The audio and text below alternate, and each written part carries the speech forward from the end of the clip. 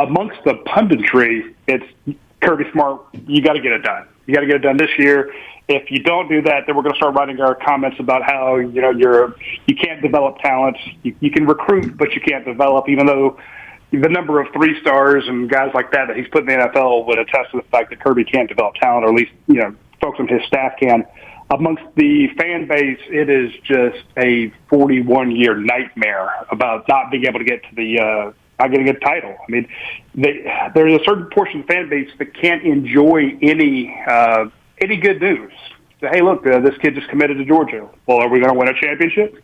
Hey, Georgia's doing this nice charity event. Well, are we going to win a championship? They're so frustrated without getting it, without getting that title, that any mention of 1980 just drives them into a frenzy, because that's all.